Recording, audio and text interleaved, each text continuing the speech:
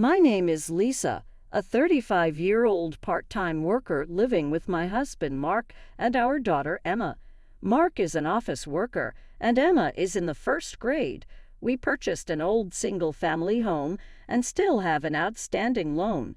When Emma entered elementary school, I started working part-time, and we've been paying off the mortgage together. Mark is the eldest son, but his younger sister Nancy married before us and somewhat possibly settled in their parents' house. Living with her father, my father-in-law, seemed to be open to anyone taking over the house, but Nancy, who married first, drove out her brother, claiming the house was hers. "I'll take care of Dad, so I'll take the house." When Nancy got married and started living in her parents' house, her mother had already passed away, but her father was still in good health, so she didn't have to take care of him. The parents-in-law's house is a large one, and I remember being surprised when I visited it before getting married. It had a splendid gate and an expansive plot of land, which made me ask Mark, "Could it be that your parents are wealthy?" When we were dating, Mark didn't give the impression of being very wealthy, but seeing the grandeur of his parents' house was quite a shock. Mark denied it, but the interior of the house was also impressive, which surprised me even more. According to Mark, his grandfather was quite wealthy, but it seems the family fell on hard times during his father's generation. He explained, laughing, his parents' house, which was left by his grandfather, is only large but old and uncomfortable to live in. He says, even if it's old, his parents' house, which is in a residential area and has such a large plot of land, can only be described as incredible. I somewhat understand why Nancy, who kicked out Mark to live in her parents' house, feels the way she does. She'd be happy to make this land and house her own. However, I don't know whether the property and the building's ownership have actually been transferred to Nancy.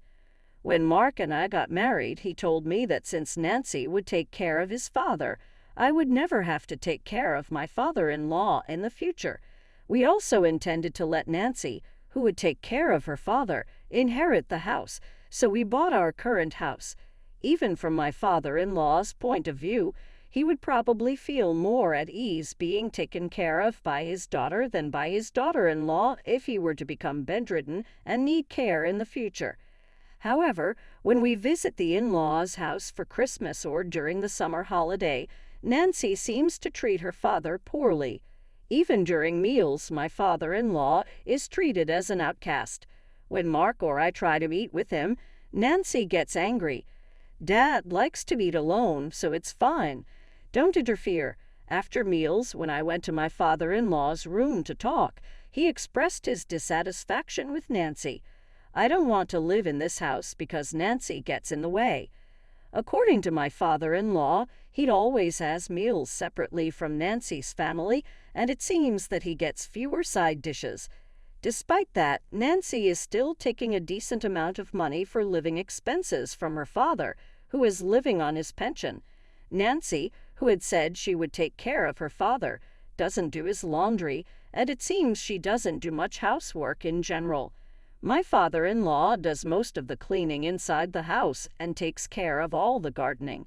Because Nancy disregards her father, even her husband and children who live with them don't treat my father-in-law with respect. It seems that when my father-in-law, who doesn't drive, asked Nancy's husband on his day off if he could drive him to the horse race track, he was treated as if he were being ridiculous. "I'm not your chauffeur. If you want to go to the races, use a taxi. If you have money to throw away on horse racing, contribute it to living expenses." He was bored, so my father-in-law said it was just a light-hearted comment, but he was strongly reprimanded. Nancy's 10-year-old son is cheeky and seems to tease my father-in-law. "Grandpa, stay away, you smell. Don't leave your room."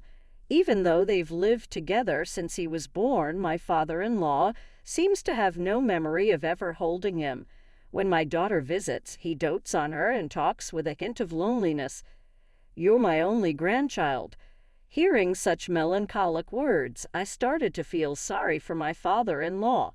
Every time we visit his house, My husband gets upset, telling Nancy to treat their father better. In response, my sister-in-law retorts angrily at my husband. I am treating Dad just fine. Are you trying to steal this house from me? I won't let this house go to anyone. My husband says it's scary how obsessed my sister-in-law is with the house. Then my father-in-law had a fall at home. The house is not equipped for the elderly, and he tripped over a small step, fracturing his right hand in the process. Thankfully, he had no other injuries and didn't need to be hospitalized, but it's hard to do anything without the use of his dominant hand. We went to visit him and were shocked to see how frail he'd become. Not only is he unable to use his right hand, but he can barely move his feet and obviously needs care. However, my sister-in-law's family ignores him completely and does not take care of him. He can still make it to the bathroom on his own, but eating seems quite difficult. Immediately, my husband confronted my sister-in-law. "Why don't you look after Dad?" My sister-in-law seemed to not understand why my husband was angry and laughed it off. "A broken hand is no big deal. Stop making a fuss. He can walk by himself, and he isn't complaining." It seems that my father-in-law, being accustomed to being neglected, cannot stand up to my sister-in-law, and she probably knows it. My husband was even more furious. "Well, isn't it obvious we should take care of our parents?" Hearing my husband's words, my sister-in-law smirked and said, "The same goes for you, right, Mark? You look after Dad. I don't need an old man with barely any money." Ha! I was enraged at how my sister-in-law could see her own father in such a way, but she continued to say, "Taking care of a father who only pays a small pension isn't worth it." Her words were so cruel that I lost my temper and spoke up. "Fine, we will take care of him. If he stays here, he won't heal properly." My husband seemed to agree, and we decided to take my father-in-law and move out of his house immediately. While we were packing up my father-in-law's belongings, my sister-in-law started making demands. "Just because you're taking care of Dad doesn't mean you get the house." My sister-in-law cares more about the house than her father and had nothing else to say. My husband responded dismissively, "Don't worry, I already bought a house. I don't need this one. Do whatever you want with it."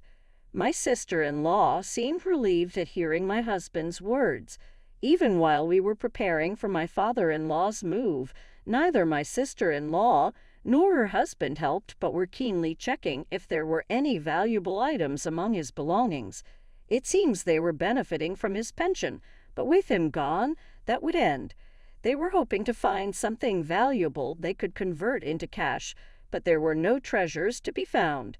When my father-in-law left his house, neither my sister-in-law nor her family bothered to see him off. They were so cold. Upon arriving at our house, my father-in-law seemed to lighten up as he happily played with my daughter. He seemed a completely different person compared to when he was living at his house. We let him live in a room that wasn't being used, but since the decision to move was sudden, we weren't able to make any preparations.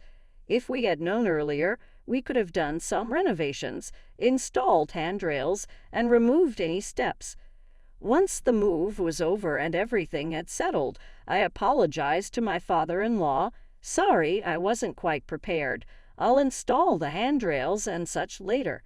To my surprise, my father-in-law seemed equally sorry. "My apologies, too, for making you worry. I wonder if $200 million will be enough to cover caring for me and to look after my horses." I couldn't help but laugh. I thought, is my father-in-law now making jokes like this? Since moving into our home and becoming more cheerful. "Horses, you say?" I laughed, knowing there was no way I could take seriously something as far-fetched as horses and $200 million. Deciding to play along with his joke, I replied, "I'm not sure how much it costs to take care of horses, but taking care of you will cost more." I had no idea why he brought up the horses, but I felt his joke was so over the top, typical of a wealthy person.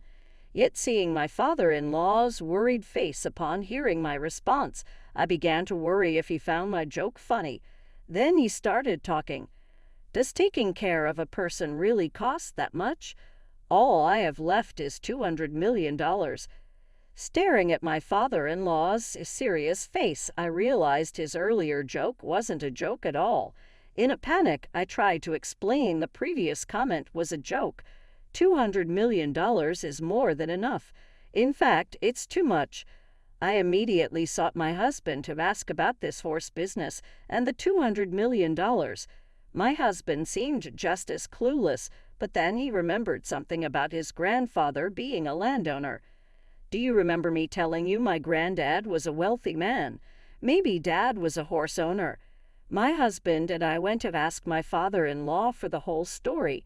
It turned out that my father-in-law had owned horses for years, and his frequent trips to the racetrack were not to bet, but to check on his own horses. He had never told his family about owning horses, so my husband and his sister had no idea. Now, with his broken hand, he was beginning to seriously consider his future. He feared that if he mentioned owning horses and having $200 million in assets to his daughter and son-in-law, they would immediately demand it. My mention of making home modifications must have sparked his concern. He decided to confide in me about his horse ownership and his financial situation.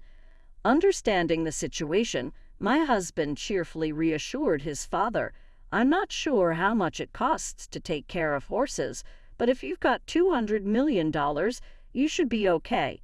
We'll figure out your caregiving expenses, so just leave it to us." I was reassured by my husband's confident declaration. After confirming with the person who'd always looked after the horses that there would be no issues, we put the horse issue to rest. Now, knowing that my father-in-law was quite a wealthy man, I began to see him in a slightly different light. I thought his daughter, who'd kicked him out despite his considerable assets, would regret it once she knew the truth. Imagining her regret brought a sense of satisfaction. Since my father-in-law moved in with us, our lives had changed. It was hectic managing my part-time job and caring for him, but my husband helped out, and we managed. With my father-in-law at home, my daughter found a new conversation partner, and he seemed even happier. His walking had improved since moving in, and even before the home modifications were finished, he was able to walk slowly with the help of a cane. Although his broken hand hadn't healed yet, he was practicing eating with his left hand. At his previous home, his nephew would complain every time he left his room, and he hadn't walked much. Whenever he tried to go to the racetrack, his son-in-law would look annoyed. This lack of activity may have led to his muscles weakening and him falling. On sunny days, he could even go for a walk with the help of my daughter. I'd been so focused on my father-in-law's recovery that I completely forgot about my sister-in-law. However, 3 months after my father-in-law moved in with us, my sister-in-law called in a panic. "Is Dad there? If he's there, get him on the phone immediately." At that moment, my father-in-law was out for a walk with my husband and daughter. When I told her this, she got even angrier. "You knew, didn't you? You knew that house was rented. That's why you took Dad to cause problems for us." I didn't understand what she meant. She seemed to be saying their house was rented, but she'd always boasted that it was theirs. It might still be in my father-in-law's name, but calling it a rented house didn't make sense. As I was struggling to answer, my sister-in-law became even more heated. Some guy claiming to be the landlord of my family home showed up saying I'm behind on rent and that I need to either pay up or get out. The confusion in my head only grew.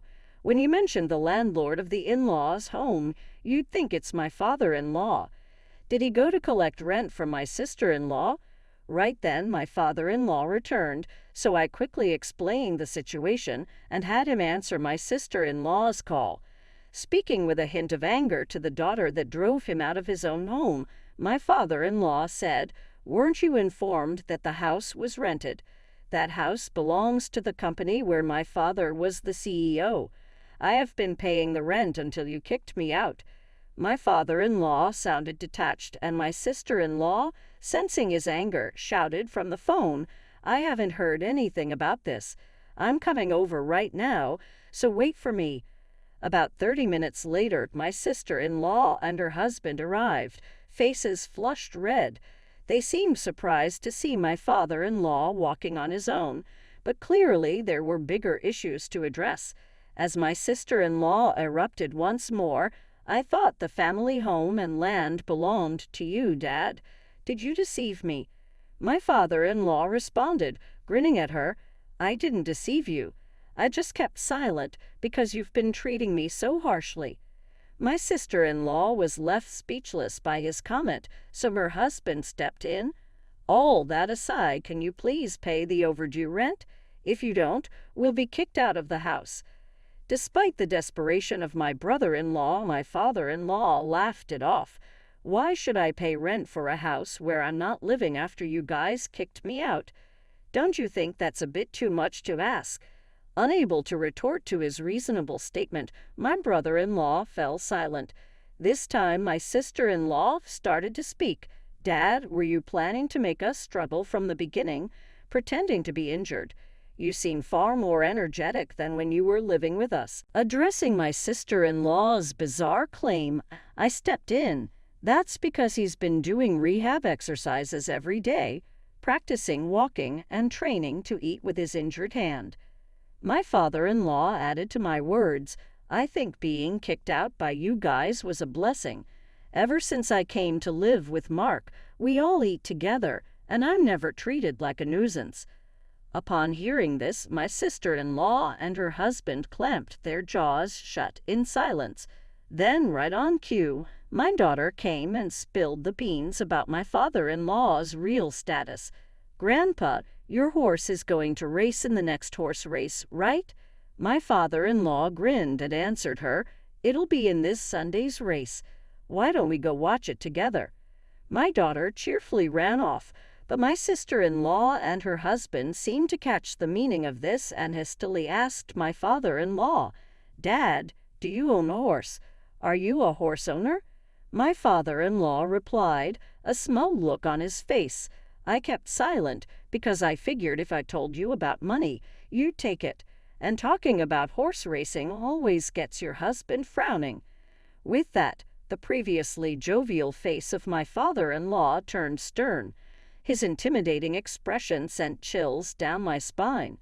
But as he slowly began to speak, the tension grew even more. "I no longer consider someone like you, who disrespects your own father, as my daughter. I knew that you moved in with me for the inheritance." Caught off guard by the stern tone of my father-in-law, my sister-in-law was left visibly stunned. My father-in-law added the final blow, "You won't get a single cent of my inheritance." Upon hearing these words, my sister-in-law seemed to be taken aback and staggered, her husband working hard to support her. Just like that, they both slumped their shoulders and left. The rent for my father-in-law's house was a hefty sum, and it was impossible for my sister-in-law and her husband to afford it, so they inevitably had to move out. I had no idea that my parents-in-law's house was rented, and my husband didn't know either. He later confirmed it with his father. After moving, my sister-in-law, who had been wasting money without a concern for rent, suddenly found themselves in a financial crunch. Their habit of splurging wasn't easy to shake off, and they were constantly using credit cards to make ends meet, which only led to growing debt. I was told that my sister-in-law and her husband, unable to rely on my father-in-law, moved to her husband's parents' house, but I don't know what happened after that. On the other hand, things have been smooth for us since we started living with my father-in-law. My father-in-law, who had broken his hand, healed well, and his legs and hips became stronger to the point that he could do anything on his own. He's now so energetic that he goes jogging with my daughter. He's like a different person from when we first moved in. Ever since this incident, my father-in-law has been discussing various things with my husband and has been thinking about the future, even drafting a will. I don't know what's in the will, but I assume he's arranged things so that his daughter won't inherit anything. What made me happiest was that my father-in-law paid off the remaining balance of our home loan. We still had nearly 20 years of payments left, but I'm grateful that he paid it off ahead of schedule. With the loan fully paid, my father-in-law is considering doing some renovations to our home to make it more accessible, smiling as he talked about his plans. Once the renovation is finished, he jokes that he can become bedridden any time, but I don't want him to say such things. I want him to stay healthy for as long as possible.